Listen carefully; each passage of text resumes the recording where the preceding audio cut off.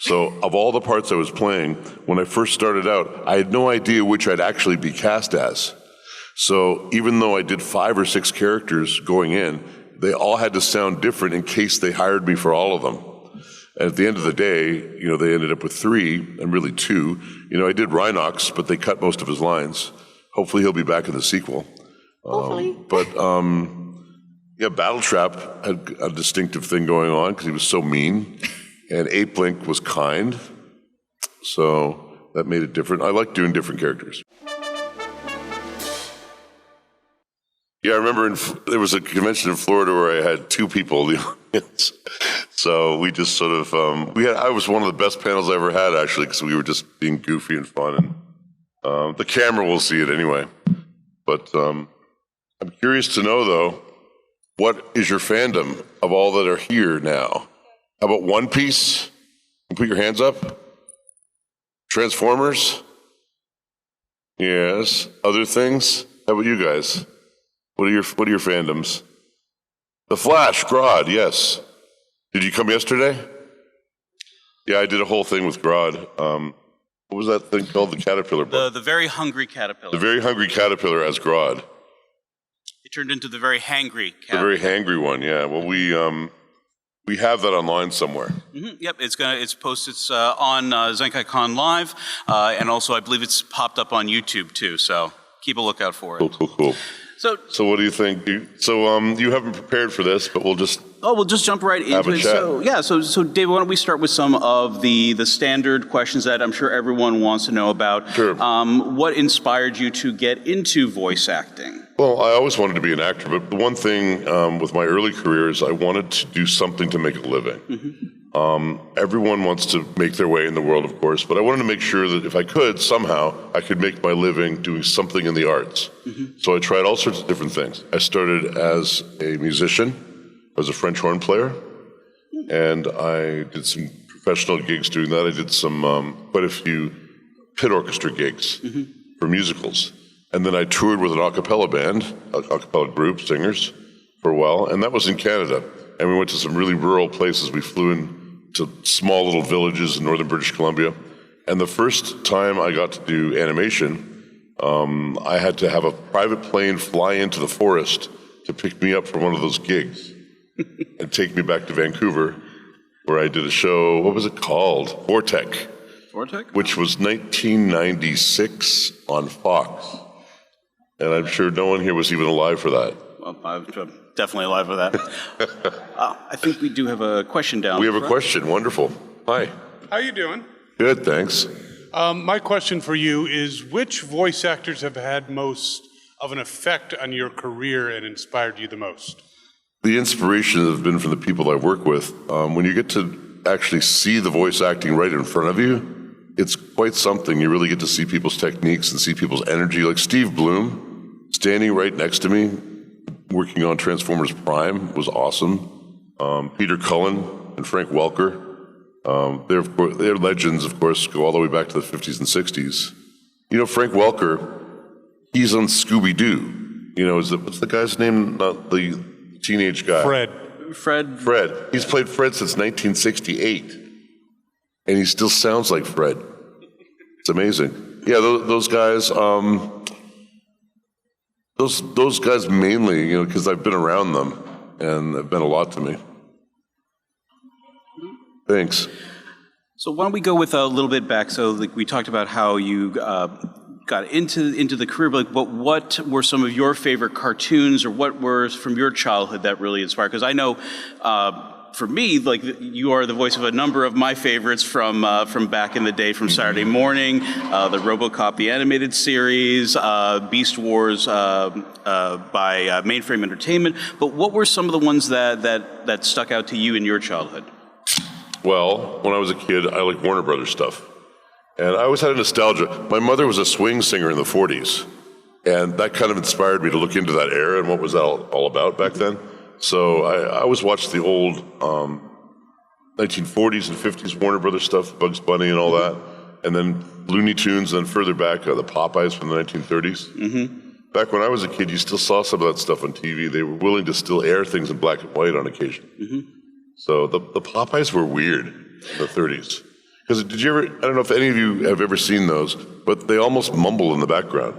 You ever notice that? There's not like sometimes they're, especially in a fight with Bluto, they would just sort of people be talking in the background, and you could just hear them doing ad libs and stuff. Mumble, mumble, mumble. It was fun, yeah. Oh. Well, I remember childhood in the supermarket. They used to have the 25-cent cartoon machine at the checkout. You would go there, and they would play like a classic. I never saw that. Yeah, that was. That's so the kid doesn't get bored while much. mom or dad are shopping? Yep, yeah, or when they're checking out. It's just long enough to pay the bill and get stuff like that, and then you can grab the kid on the way out kind of thing. If I'm sideways like this, could you guys still hear me? If I turn my head? Okay, good. All right, so we have a question. Another question. Yeah, we'll just stop for questions when they pop up. So I have a two-part question. Sure, a little louder. I can barely hear you. I'm sorry. That's okay. So the first part is, was there a voice actor or an actor in general that you admired growing up? Like I know some people have said they admire Gene Wilder. And then my other question would be, what was it like working on Rogue Galaxy with such a giant ensemble cast? Well, I'll start with Rogue Galaxy. Rogue Galaxy, as most video games, was done completely in isolation, all by myself. I didn't get to meet any of the other actors.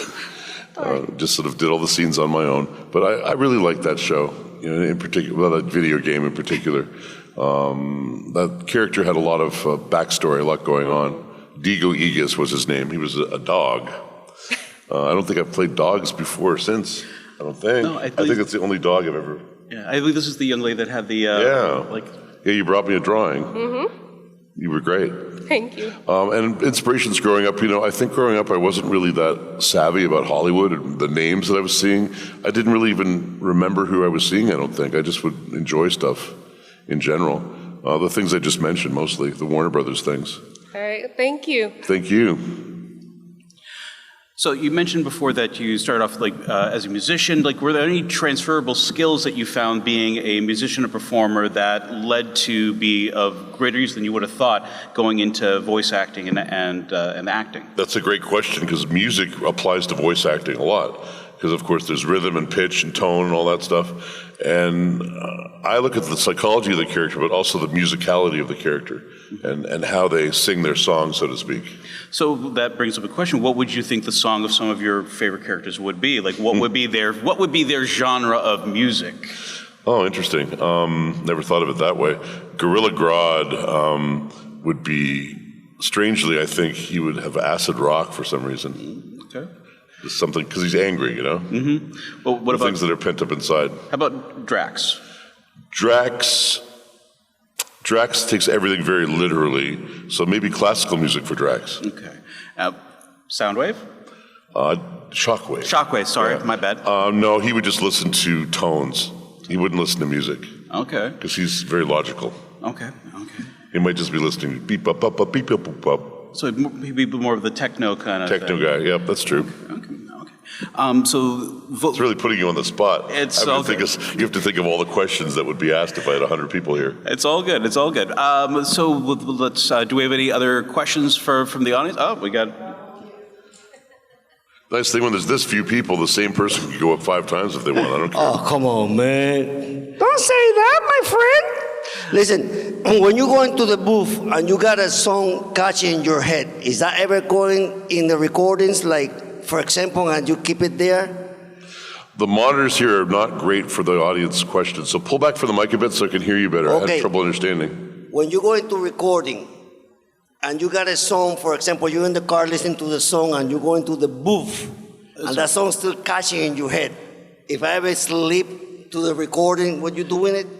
Does a song get stuck in your head when you're going to a recording session? Does that impact? That's interesting. I always have a song in my head, just in general. But you record, for example, you're recording in that scene, and somebody say, "Nice, leave it there." Like for example, when you're whistling. So, if has that impacted a benefit of the recording? Has someone like, no, you have to do it like that kind of deal? I mean, in terms of a song? I believe so. In terms of a song kind of deal? Yeah, exactly. If you listen. Yeah, no, not specific. No, it's definitely just a general vibe of the character. I think he wants to know if the Macarena has ever made it into a voice. Exactly. If you bring the Macarena, it's on a stage script. Not It's the off script. Macarena, no. No, not the Macarena. No, I know, but it's off script. You know what I mean? You're just like improvising there. Yeah. Oh, I see. Well, I've had to sing before. I've had Disney shows where I've had to sing. But I'll think of that in the future. I'll remember you and try to incorporate the Macarena sometime. Yeah. Baby Shark would be fun. Shark. Oh, we go.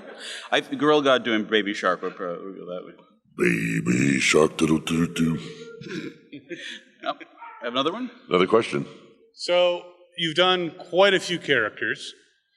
Do you remember all of them, or how No. often do you have to turn to voice references and say, remind me what I sounded like? Well, that is the thing about voice acting, and there's one thing you almost can't teach.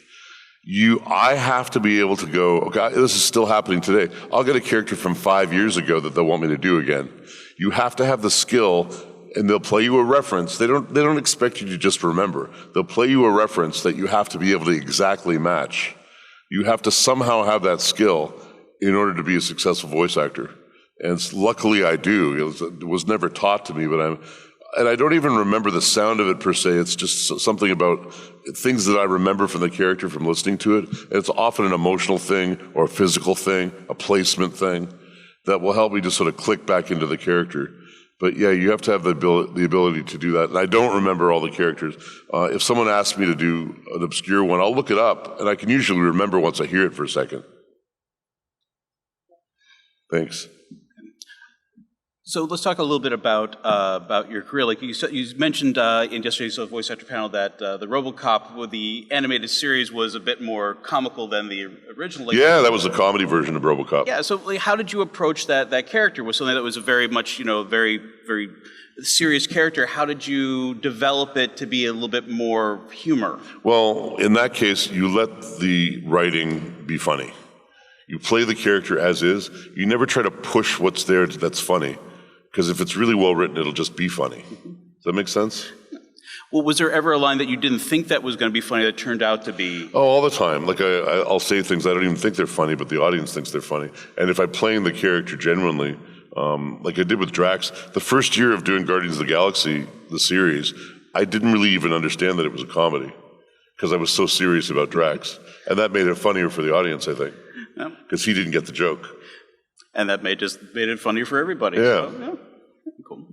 All right, so let's talk a little bit about some of the preparation you do for some of your characters. Mm-hmm. So you do walk into like Drax, and where there been other voices that have done it, of course. Mm-hmm. Like, do you use reference material for that, or how do you put your own spin on the voice? Well, as you say, own spin. So a lot of times if I'm playing a classic character that's been revived, I ignore what happened before. I don't even listen to it.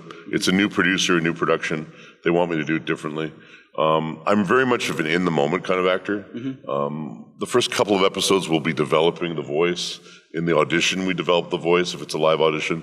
And then it has to set itself very quickly because you have to be able to sound the same in episode 2 as you do in 40. You'll often, if you really watch an animated series or even any live-action series, watch if there's been a bunch made, if you want to just do this, it's fun to do this in streaming, watch the first couple of episodes of the first season, then jump 3 seasons later. It might even be a very different character because it hasn't gelled yet. It takes a few episodes to gel. Guardians of the Galaxy took about 5 episods for all of us to really gel. To get the thing? I Okay. think. All right, so in the booth, like do you have some contemporaries in the industry that you've really enjoyed working with, that you really can vibe with, you bounce well off of? Yeah, I was saying earlier, Steve Bloom, and all the people that I work with in any of the Transformers stuff. The problem is now, almost everything since the pandemic is done on your own, and you don't get people to bounce off of, except for the director you're even more reliant on them now to bounce off of. There was a main director named Emily in One Piece, and we would just have fun banter going on, and that helps. But yeah, you have to learn to do it on your own now. Well, do you think it's going to return more back to the old hope way? so. Like getting more ensemble work? I hope so, as people are more comfortable being in a little room together. Hi. Hi, another question. Sure. So when you have to portray a character that's been portrayed before, do you pay any attention to the previous portrayals, or do you leave it to, that was their interpretation, this is going to be mine? Only if they ask me to. If they ask me to do some sort of element of the old character, which they never do, because they want to do something new, it's almost always a whole reboot, a brand new version of it. I have to understand the canon, maybe understand the facts of the character, the backstory, but I don't really worry about what happened before unless they tell me to. And a follow-up, when you were in Beast Wars and you started getting into the Transformers universe, were you very familiar with the original series and everything that came before that? I really never looked at the original series much. I was just dealing with what was in front of me. Every single Transformers project, same thing. I think I understand the genre pretty well now, because I've done Transformers so much. I kind of understand the vibe they're looking for. But other than that, they all have their own backstory, their own reason for being there. So I just make it fresh as much as I can.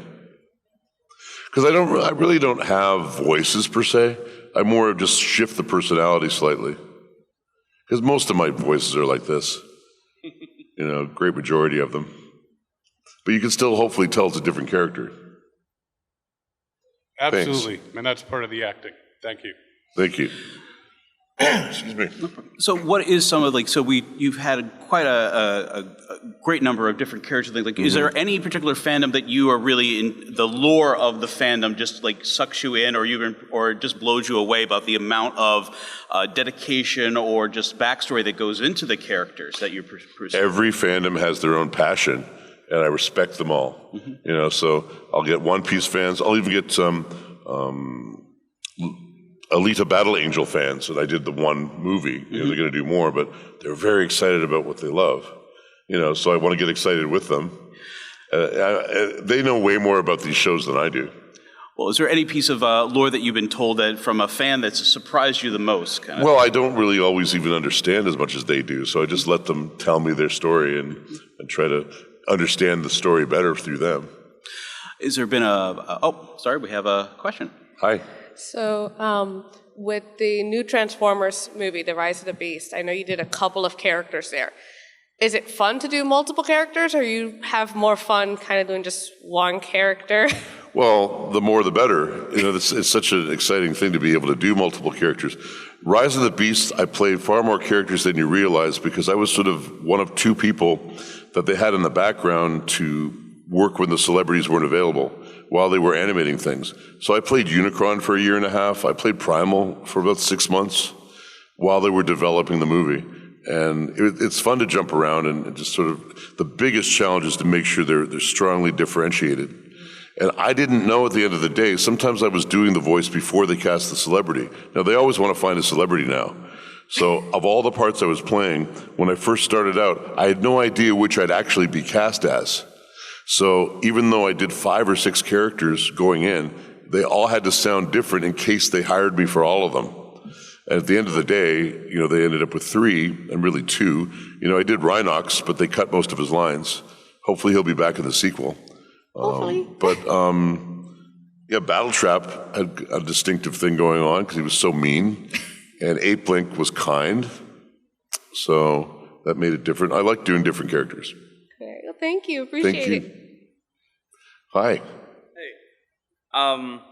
Have you ever gone into a role pre-existing, enjoying something? I know you've done Transformers and DC and Marvel. Have you ever how do I say this? Have you ever enjoyed it before and you get excited about it? I understand. Star Trek is my thing. So whenever I get to do a Star Trek thing, it makes me happy. Oh, cool. Because if I had any fandom at all, it would be that. Nice. But mostly, I'm on purpose avoiding getting into a lot of this stuff so that I can make it fresh and make it just have no filter, in a sense. Thank you. Thanks. So this might sound like a strange question, but out of all of your compendium of voices and characters, who would you most want to go to dinner with? Yeah. Well, I play so many villains there, it's hard to pick any. Let's see. I'd like to go to dinner with Diego Igas, the one from Rogue Galaxy. What is it called? I'm forgetting the name of the show. We just talked about it. She knows. Yeah. What was the name of the show? Yeah, I was right. Robocop, yeah. Yeah. He's really interesting. Anybody who's complex might have something to talk about. Who might not attack me or eat me, that's good. Well, what do you think? Grodd might attack me, so I don't want to go out to dinner with him. Are there any two of your characters you think that would be friends across franchises? Well, maybe once Grodd had a little more self-control, him and Robocop maybe. That might be an interesting combination. That would be definitely good. Yeah. So there have been other inspirational mediums that you've used to develop your craft. Like we talked about music. Music, yeah. I guess just in general, learning how to act has been very important to me because then I could just get into the psychology of the character. And it wouldn't be other mediums per se, but just that maybe that's psychology. Maybe that's another thing. Just to really understand what makes them tick. That makes it interesting. Yeah, because at the voice actor panel yesterday, one of the main piece of advice was that you are an actor first. You need to learn to improv. You need to learn that sort of thing. But learning the psychology of the character would also be useful as well. Yeah, for sure. Okay, we need more questions. There's one. So obviously the Guardians of the Galaxy have... Can't hear you with the mask on at all. Sorry. Okay. Obviously the Guardians of the Galaxy have like an amazing soundtrack across the animated show, movies, games, whatever. Do you have a few favorite songs, or do you think you have a song that should have been added to it? I think you're talking about songs from Guardians of the Galaxy, right? Yeah. Favorites? Well, no favorites per se, but that's a great genre of music. It was kind of 80s, 90s. Yeah. Yeah, that was a lot of fun. You know, they made a little cassette for us. Did they? Just for the animated series. I don't know if anyone had any way to play it, Like but they sold cassette. No, regular like 80s, 90s cassettes. Oh, okay. Yeah, of the music from the animated series. Well, that's because that's good. That was an inspiration for the series as well. That sets the tone, like the music really does as well. Like that's a lot of the titles of the episodes were old songs. Now, do you do any? Is there any music or anything that you use to get centered before going into the booth? No, just kind of clear my mind and just go in wanting to have fun. Okay, fun is always good. It's a playtime, you know. It's adult playtime, and it's funny. I'll tell you a personal story. The only time I ever cried at a birthday was when I was 20 because I didn't think I could be a kid anymore. But look at me now. It's all I'm doing is being a kid. I'm 59 years old. I never had to grow up. Well, and that's a wonderful thing. I'm lucky. Yeah, we all want to be able to hold on to the things we love, right? The fandoms, the fun stuff, that sort of thing. And coming to conventions is how we do that, right, guys? Smile and nod for me. Smile and nod. Yeah. There we go. Okay. Well, let's talk about let's talk stories a little bit for a second. Like, is there one defining moment or a couple of defining moments that you feel really impacted your trajectory for your career and your life? People being willing to hire me in general, you know, because I could keep going then. But it was an agent that came to me while I was doing a play and said, "Come do villains," and just pulled me into the industry. I wasn't even thinking of doing it. And then they kept encouraging me by hiring me, and then I grew to really love it. And that was over 30 years ago now. And that's fantastic. And you look for another 30, right? I don't know about that. We'll see. We'll see if I can. Although there are, what is his name? Alan Oppenheimer. Mm-hmm. He's still out there, and he's 90-something. William Shatner's 93. Mm-hmm. You can still work. That's one of the reasons I picked it, because I could shuffle to my booth when I'm 90. It doesn't matter what you look like, as long as you can your brain still functions if you're lucky. Mm-hmm. Thank you. I think we have another question. Hi. What is a good way to deal with when you get rejected for a role? I've been trying to do voice acting, and it is some successes, but mostly losses, and I try not to take it personal, but so I was just wondering, is there a good way to handle not getting a role, or?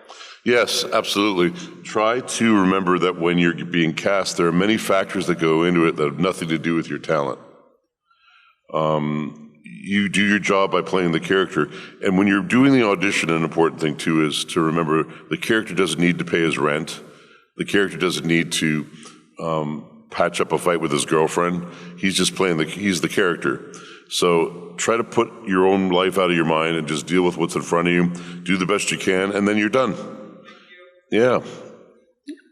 So let's talk vocal exercises, that sort of thing. Are there any things that you would recommend to the crowd to prep for? Just wake your voice up a little bit in the morning. Everyone has their own thing. You know, little stretches up and down, even like sticking your tongue out, up, left and right. But mostly, it's really just vocal rest if you've strained yourself, and remembering that you're human while you're doing it. Ask for breaks if you need it. Ask to stop if you need to. I mean, if you're a video game person and you're screaming, they've sort of learned that you can only do that for like an hour. Someone really high up in video games in LA told me that only Kiefer Sutherland can scream for more than an hour and still sound like the character.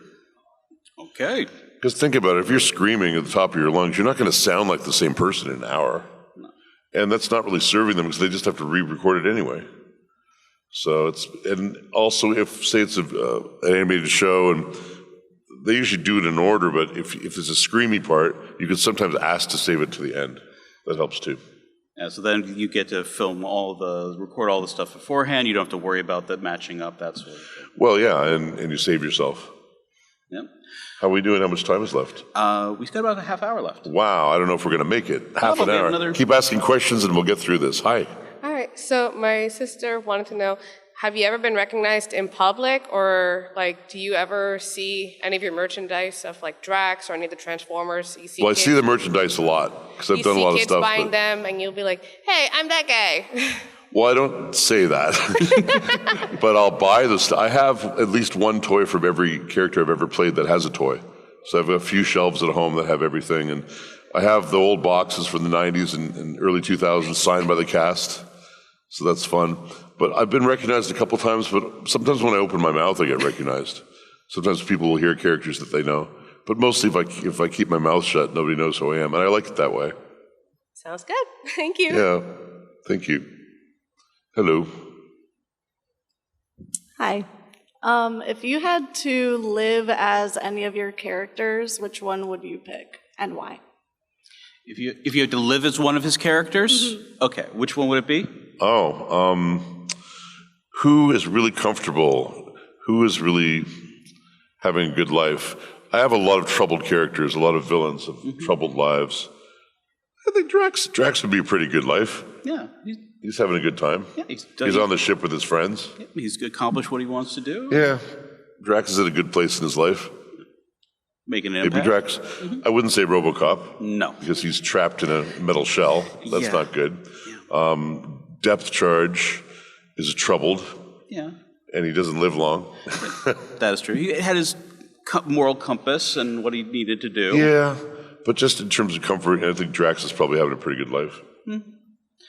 Well, follow-up question for that one, like 1 second. So animation has changed over the years. Like, so we went through like, you know, the hand-drawn cells, we've gone to CGI, and it's like, where do you see the direction of the industry going? Like, what is the next big thing do you think is going to be happening? Well, the next big thing is making sure that AI doesn't take over completely. And AI seems to be more right now getting into narration, audiobooks, and you would hope that people want enough quality that they won't, want to just go for computers all the time. But I think the big character parts, it's going to be a long time, if ever, before AI can replace. But there would be no meeting any guests at fan conventions anymore. I noticed this convention's very heavy on cosplay, which is delightful to see. We're a little isolated on the 4th floor over there, but we see a lot of great cosplay there. And people getting together and enjoying their fandoms. But I would be sad to not be part of that anymore. If there weren't any actors in any of these shows. But the future is shorter content. People have limited attention spans. Little kids are swiping. There's 2-minute, 5-minute shows, 11-minute shows. And you notice, like when they did X-Men 97, the new series, they only order 10 of them now. So it's such a short amount of time. Guardians of the Galaxy is probably the last series I'll ever get to do where there were 26 in a season. Okay. There was 40 for Robocop. And they could spread different that out. Time. Yeah. Yeah. Like even with Disney, I think Tailspin was only technically one season, I think, but it was like 40 episodes for one season. So, but question, yes. Hi. I was going to say, Do you have any roles you're particularly proud of, or any like line deliveries you're particularly proud of? Well, I try to be proud of almost everything I do because I do work really hard to be as good as I can be, so that you feel that you can get into at home. I want people to get into the role, get into the parts that I play, get into the stories that I'm trying to tell, and not even think that I'm not that person. I want them to believe that I'm that person. But in terms of individual lines and individual parts, many. I think I've been around for too long now. After 30 years, I'm lucky I've had a lot of great roles. So we've talked about the past, we've talked about the present, let's touch a little bit about the future. Are there any projects that are coming up that you can share that you feel excited about, that you want to tell us about? Well, oftentimes when we're working, they make us sign non-disclosure agreements, and I'm sure you hear that at every panel. So the next 3 video games I'm doing are, I can't talk about them, but they're fun. And there's one project that I'm doing that I created called Captain Fingers. And it's an animated series that I'll be pitching, trying to get it on stream or somewhere. So we'll see where that goes. So he's Captain Fingers because he's anthropomorphic and he's just a hand with his fingers. Okay, so it's an adult show, but not an X-rated show, but it's for adults. So if there was a campaign, like a homespun campaign for Captain Fingers that appeared on social media, wink, wink, that would be a good thing, right? That would be a good thing. Is there a particular, would you want to be on Netflix or just whoever would be support the There's a lot of political things with that that I shouldn't talk about. Nope, but there's certain networks that are better to deal with than others, certain companies that are better to deal with than others, and you learn after a while. And I have my preferences, so we'll see if any of them want to go for it. All right, well, we'll look forward to seeing that in the future. So hopefully soon, yeah. Okay, so what is like the one piece of advice that you would give to the next generation of voice actors? Just don't let people squish your dreams, so to speak, because there are going to be a lot of people going, voice acting, you can't do that. When you hear the words, you can't do that, you need to push that person to the side of your life. You got to have people around you who believe in you and believe in your goals and your dreams. But the next generation of voice actors, just try not to worry about the changes in technology. Just try to be true to the acting part of it. If you're really good at what you do, people will notice. Is there a piece of advice that you would give to your 18-year-old self or your 16-year-old self or your 20-year-old self that you wish that you had gotten, kind of thing? I don't know. Don't be so hard on yourself. And it's a long life if you're lucky. Just keep going. And it took me 11 years to have any success in Los Angeles. It doesn't happen overnight. If occasionally it does, but that's like winning the lottery. Just take your time. I think if you're younger, you have to remember too that if you're going to really go for voice acting, have to have something else to make a living at for a while, and make that something you're building toward. If you count it on it, it's like a lottery. It'll work out better if you don't worry about it financially for a while. Just keep going. Keep going. Yeah, have that day job. Or that night job. And this is a non sequitur question. This is just from one Canadian to another. What do you miss most about Canada, for the franchises or anything like that? Well, there's specific places that I went to, like the Bay of Fundy. It's beautiful because you know that area. But just the people, the places that like any home, like anybody's home would be. But I've been in Los Angeles for 24 years now, and there I will probably stay for a while. Well, the big question would be like Tim Hortons or Dunkin' Donuts? Well, Tim Hortons. Yeah, it's in your blood. Yep, if you're Canadian. You heard it here first, people. Tim Hortons, if you get a chance, that's what you need to check out. So we have a couple questions. Hi. Okay, so another 2-part question. Sure, let's do one part at a time. All right, so my dad being a musician, me being a musician, finding out that you also grew up playing music. Is that something that you still do? Like, do you still play music? Do you compose music? I sing still sometimes, but and don't compose. But yeah, French horn, I had to leave that behind. I had some abdominal surgery issues, so I couldn't really play French horn anymore. But that's okay. It kind of segued into voice acting pretty soon after that. I played West Side Story, first horn in West Side Story, and I put my horn away and never touched it again. And that was 1995. But, it was a nice part of my life that I enjoyed. But I still enjoy music. Just don't play it. Sing. want to sing more. It'd be great to have I had a children's pilot, it was all singing a while back that never really flew, but it'd be fun to be able to do that again. Well, which of your characters do you think would be the best singer?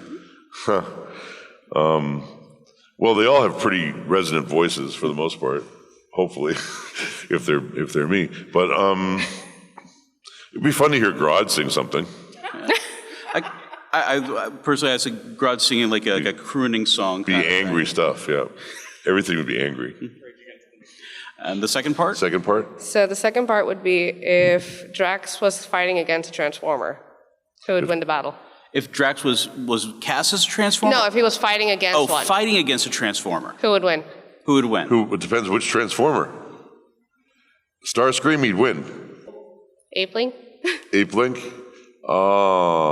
I think, well, there's something that happened with Apelinq that I was wondering about because he gets all, he puffs out with his weapon and the fight ends very quickly. So it's like, I would like to see Apelinq fight a little longer to find out how he fights, but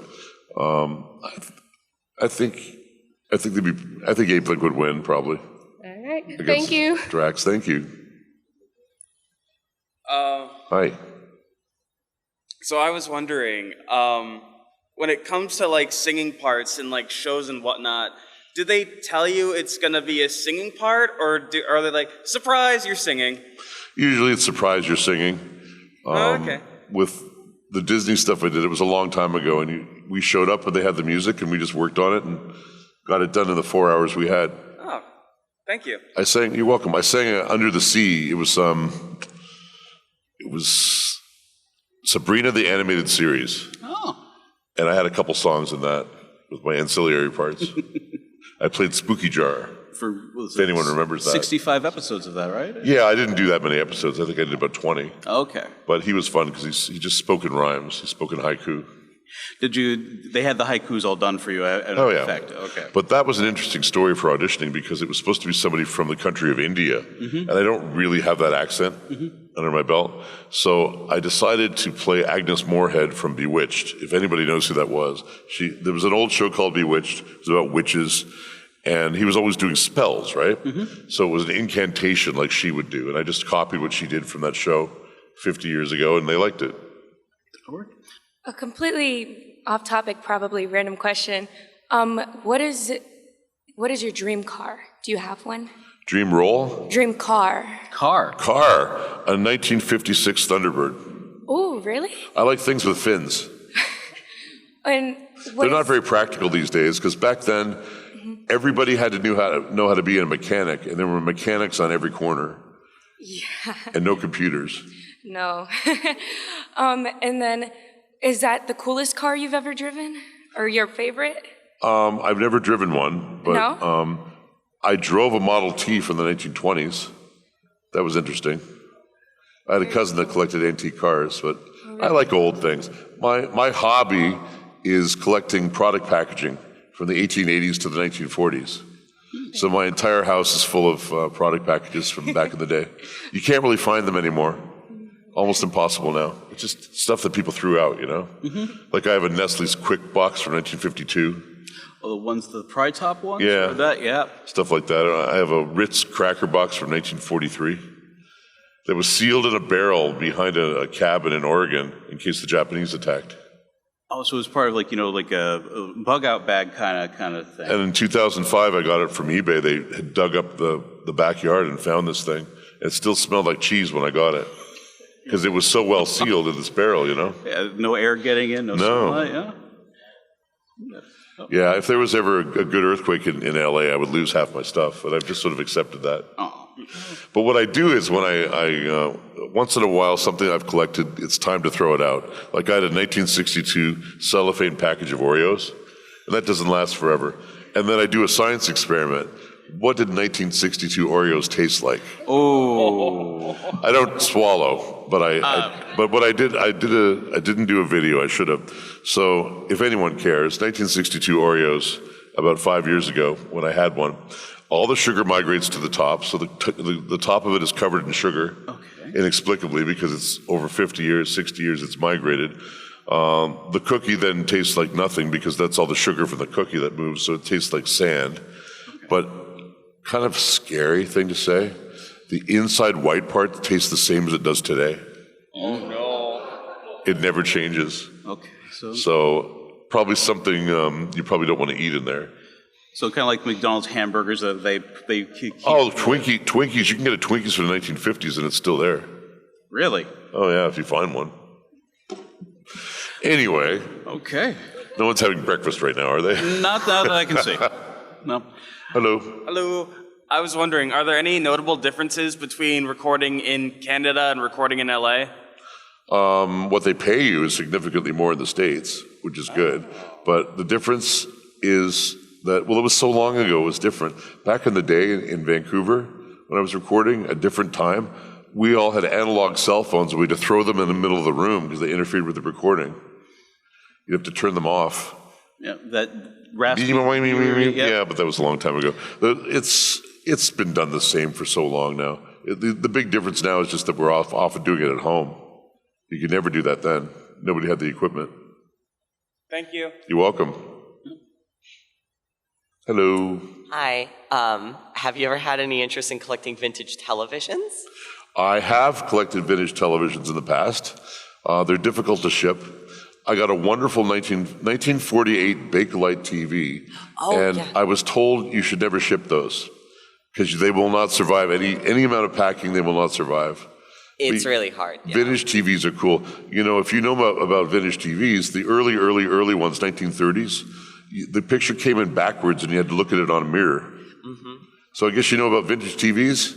I do. I actually just got a 1966 Panasonic color TV. Oh, that's fun. It's the very first color TV Panasonic sold in the United States. It's very, very cool. All vacuum tubes, no transistors, but I was just curious. In a sense, you're sharing my nerddom now. My fandom is old stuff. My friend over there has to listen to me talk about them all the time. Oh, that's fun. I have the very first remote control from a Zenith. Yeah, the Space people are selling Command. those remotes for $300 now. Yeah, I have one. That's crazy. Just for fun. It's by my TV. It doesn't change any channels though. I don't know why. But it's really. Do you know back then? I'm going to tell people stuff they probably don't even want to hear. But back then, you will. The remotes didn't have any batteries in them. Yeah, they worked it's just on an sound, ultrasonic and somehow it worked. Really? Yeah, it's like an ultrasonic frequency that makes a little thing switch inside the TV. Yeah, it was metal on metal. Mm-hmm. It's so cool. Thank you. Thank you. So we're talking about fandoms. We've identified what your fandom is. My fandom is more or less like old products and old TVs and radios. Okay, well, I have a whole bunch of old radios. How did you get into that? Same thing. My mother, because she was a singer in the 40s, I was interested in older things. Mm-hmm. And that just always stuck. So anything evocative of the era where she was singing for some reason. When I was 10 years old, I would idolize that. Mm-hmm. And it just kept going. I still have things that I got when I was 10. Then what's your most treasured item then? I have a 1939 RCA microphone with the NBC logo on it. Ooh. And the NBC logo's from the late 40s, but it's still a vintage reel. They call them flags. Mm-hmm. And I have a story with that one. I got it for $200. And a flag on an old NBC, an old network flag is more like $1,000 or more now. Well, it was covered in black tape. So it looked like it was horrible. But the fellow who sold it to me was an old timer, and he knew what solvent to get that would melt the tape off. Mm-hmm. And I got it, and I was meticulous, went really slowly. It was perfect underneath, like it had never been used. And so now I have the really nice one. I just had to do some work to see it. I say, and I do. It is common that voice actors like to collect microphones and stuff. And is there really that much of a difference in the sound between? Oh yeah. Oh yeah. If you can plug one in. Okay. You have to have all sorts of adapters and things to plug them in. They were huge microphones. Okay. I did a show that I wrote called Sturdy Baskets from Poland. I have weird titles. Okay. And I sang, it was an old 1940s radio show. Mm-hmm. And in Canada, I was in Edmonton, Canada, mm-hmm. and we went to the Canadian Broadcasting Corporation and asked them for old microphones. And they gave us a whole bunch of old microphones to use in the show. Nice. And they said, don't plug it in. Well, I plugged it in. And it worked great. I could sing into it. It was an old ribbon microphone, the one I have, which doesn't work, unfortunately, but the one I had then did. And everybody could sound like Frank Sinatra. It makes your tone really creamy. Oh, man. Okay, so if anyone finds any of those microphones, get them. Okay. Oh, they're worth a lot of money. They're really old ones, yeah. All right. Let's see. We have about 15 minutes left. Okay. Okay. So you're in one of the biggest, longest running anime series out there right now. Is there anything that particular about joining such a large franchise that really stood out to you? The fandom is pretty huge, and they love their show, and it's so fun to be part of something that's kind of it's like rock star visibility in a sense, not for me personally necessarily, but the show is so big, and it's just fun to be the villain in there for a little while. He's just there for Wano. But, for those of you that know One Piece, my character Kaido isn't supposed to die. So I don't believe that he did. I think he'll be back someday. Yeah. And one of the big things that everyone likes to collect at conventions are the Funko Pops and that kind of thing. And there, you had someone brought one that you had never seen before. Yeah, Kaido has 3 Funko Pops. One's been released. The second one is just coming out the last 2 weeks. And 2 people have brought them to me today. Yesterday or the day before. I'd never seen it before, so that was fun. Yeah, and there's a third one coming out? There's a third one coming out that's a dragon form, because he has different forms that he changes into. So there's the regular Kaido, there's the man-beast form, the hybrid, and now there'll be the 12-inch dragon, which I haven't even seen a picture of. And that's going to be big. Long, yep. Okay. Hi. Is there something you find appealing about voicing villainous characters more than heroes, out of curiosity? Oh, yeah. Villains are really interesting because you told me something about villains, I think. They have more fun. Well, not only that, no, maybe it wasn't you. Somebody told me something recently. I wish I could remember, but villains have a very complex just backstory. Not that the heroes don't, but the heroes, I know what it was. Heroes will sacrifice themselves to save the world. Villains will not. And they always end up sort of getting away with their tail between their legs in the last couple minutes of the show. It'll look like they're going to win until the last second, and then they're massively defeated. But they almost never kill villains. Yeah, you ever notice that? Yeah, because then they have to come back. Yeah.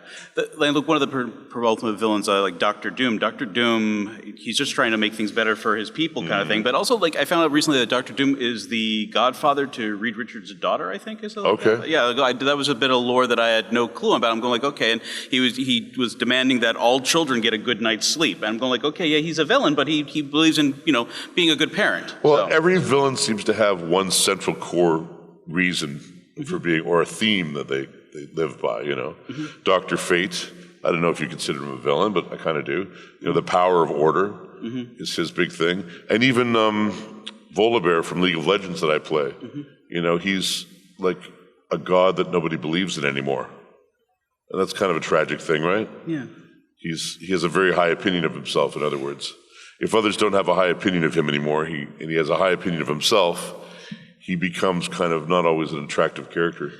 He's believing it. He believes in himself. Yep. He worships himself. Yeah. God of one kind of thing. And Lobo too. Lobo has got his own. Lobo. There's the funniest thing about Lobo is that he'll throw you in the back of his motorcycle and burn you to death with the exhaust, with the flames coming out. Main man. We have another question. Hi. So I'm a huge One Piece fan, and I know the show in general is most of the time it's lighthearted and fun. And I was wondering is there any fun, lighthearted moments you share with the other cast members behind the scenes? Which show? I'm sorry, can you speak up a little? One Piece. She's talking about One Piece, sharing something with the cast members, but I couldn't hear all that. If there was any fun, lighthearted moments, in between filming scenes, anything that sticks out. I did that entire show from my home booth in Los Angeles. Really? All by myself. No. I've met the cast members at fan conventions. I met Colleen for the first time about a month ago. Really? Yeah, and she recorded first.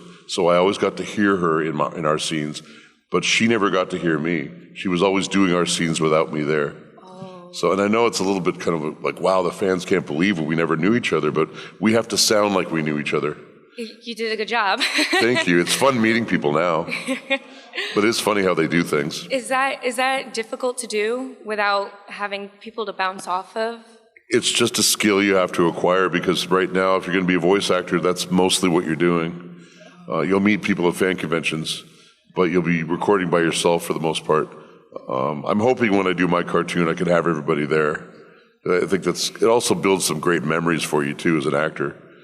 I hate to think that the new generation of voice actors won't have that. Hopefully they will. Yeah. Thank you. Thank you. So we got about 10 minutes left. Less 10 than minutes. Yep. So we can. I'm curious to see something here. We have 1, 2, 3, 4, 5, 6, 7, 8, 9, 10, 11, 15. Do I have enough? Do I have enough? If there's any One Piece fans, I'm going to give you a free sticker. Anybody who wants one until they run out. Yay. So do me a favor. If you could run down there. You got it. Just anybody who wants one. You got it. And we'll see if they run out. So freebies. Yeah, I had an artist that made me a Kaido sticker.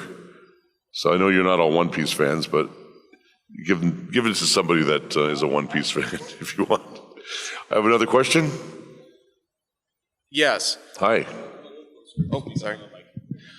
So when perusing either the internet or TV, if you see any fan projects, do you ever try to reach out to see if they'd be willing to hire you on for a role, or do you typically get sought out for stuff and then decide whether or not to accept?